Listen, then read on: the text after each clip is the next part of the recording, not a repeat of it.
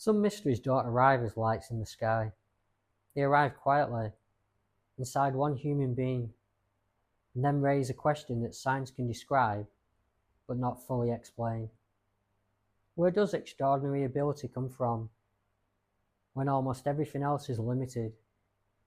This is the story of Alonzo Clemons, an American sculptor born in 1958, whose life became defined by a rare and astonishing kind of talent.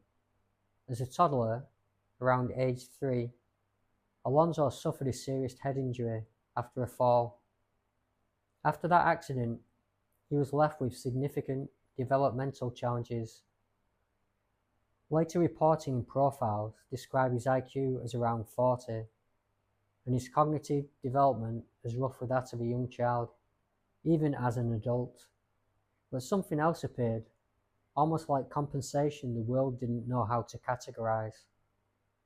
Alonzo became intensely drawn to modeling materials, clay, wax, anything he could shape. And with that came an ability so specific, so consistent, and so precise that it stopped people in their tracks.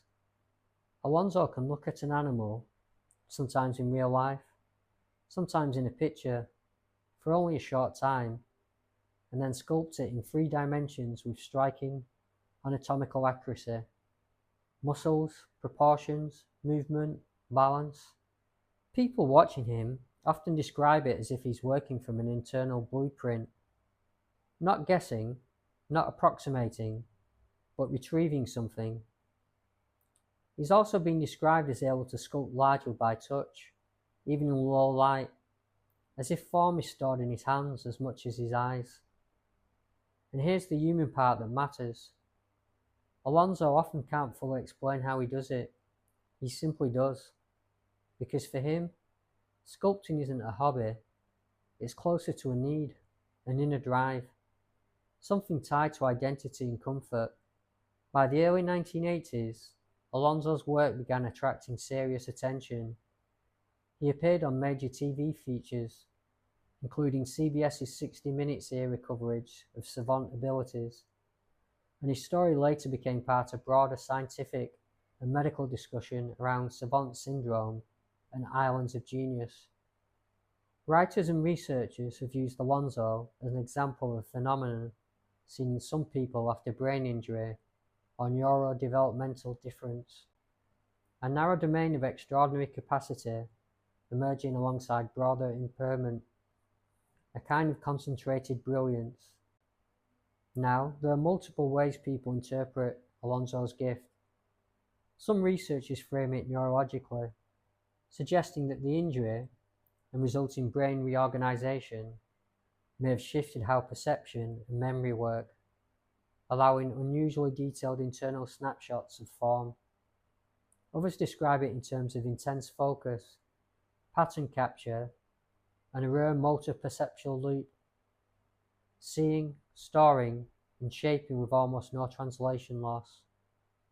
And then there's the interpretation Alonzo himself has offered in interviews and profiles, that it's a gift, something given, something he's meant to do. You don't have to choose one explanation, because the real point is this: even when we describe mechanisms, we still don't fully understand how such precision can arrive so naturally and remain so consistent. Alonzo Clemons is not a laboratory curiosity. He's a person who's lived with real limitations and a rare kind of freedom inside one ability. A man who, in clay, can do what many highly trained artists struggle to do, without schooling, without theory, without technical language, just form, just life, just animals brought into being in minutes. And maybe that's why his story stays with people, because it reminds us that the mind is not a simple machine. Sometimes, what is lost and what is gained don't make moral sense. They just happen.